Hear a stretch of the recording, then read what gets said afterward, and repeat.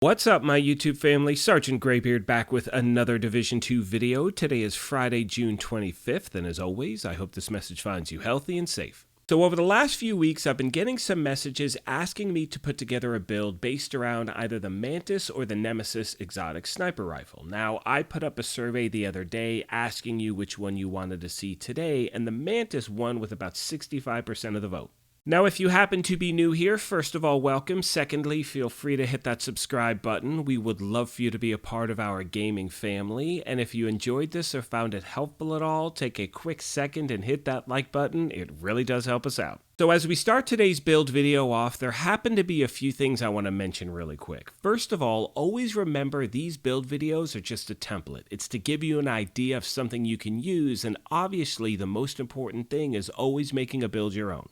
There happen to be so many different ways you can run with the sniper build, and not only that, your build will be dependent on the type of gear that you have. So in this build that I'm showing you, you may have some other things you may be missing, so I will give you variations as we move along.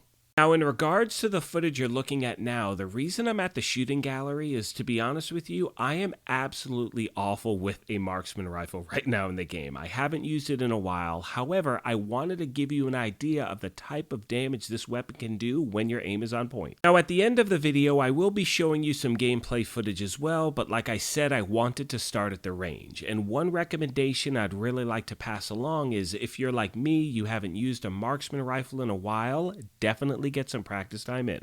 Starting off with a specialization, I'm using sharpshooter so I can get that weapon handling bonus, I'm getting that extra headshot damage bonus, and regardless of which specialization you choose, always remember to have the right weapon activated in your weapon skill tree so you also get that 15% damage bonus with that weapon. Now moving on to the primary weapon, it is the Mantis exotic sniper rifle. Now this is a weapon from Season 2, and it was a guaranteed drop during the reward track. However, as you know, they've skipped Season 2, gone to Season 3. However, this weapon is still in the general loot pool. The best way to get this weapon, for those of you that may not have it, is to just use targeted loot. So check your map on a daily basis. You can also go to the summit as well. And if you want me to put together a dedicated video to finding this thing, let me know in the comment section down below. For my secondary weapon, I have the Invisible Hand AR just in case NPCs get too close. Don't really use it too often. Now for the gear itself, I have one piece of Providence, 2 Aces and Eights, 1 Walker and Harris, 1 Araldi, and Sawyer's knee pads. With the mask, it's the one piece of Araldi that I have equipped, so I get that 10% marksman rifle damage bonus. Now, I'm pretty much trying to stack headshot damage on all these pieces. Now, one thing I wish, however, is I don't have an Aces and Eights mask. If I did, I would definitely be putting it in that spot.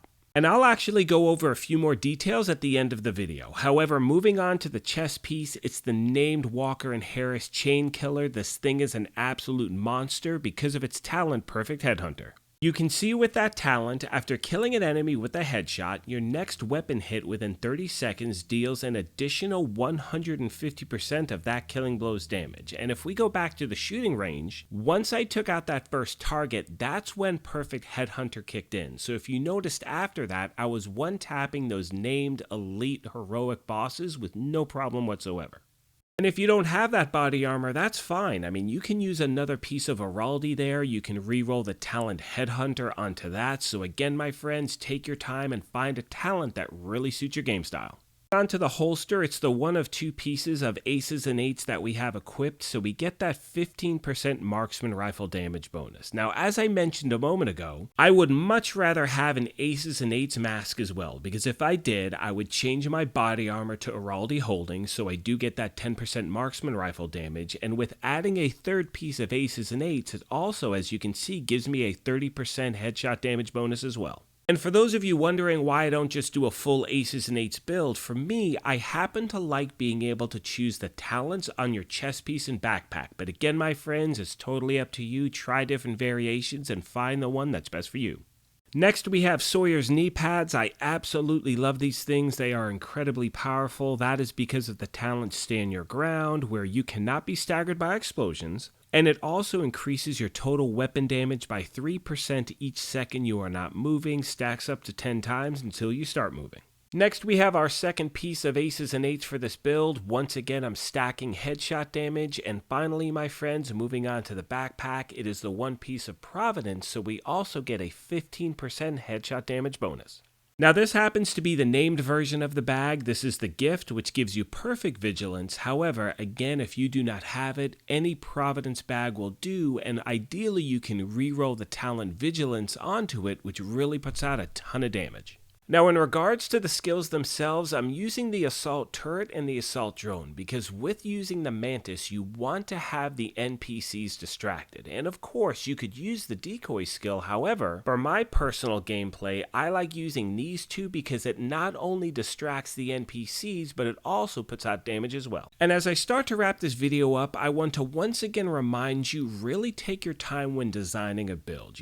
Go to the shooting range and make sure it works the way you want it to work. And not only that, it's also really good to go to a mission or control point or bounty or whatever it is that you know the timing of the NPC. That way you can really test this thing out and see if it responds the way you want it to. On that note, my friends, I'm going to let the rest of the video play out. However, as always, I want to take a moment and thank you all for your continued support and remind you, if you have any questions or comments or feedback, please feel free to let me know in the comment section down below. As I mentioned at the beginning of this thing, if you happen to be new here, feel free to hit that subscribe button. If you enjoyed this, you could hit that like button as well. But most importantly, take care of yourselves, be kind to each other, and we will talk to you soon.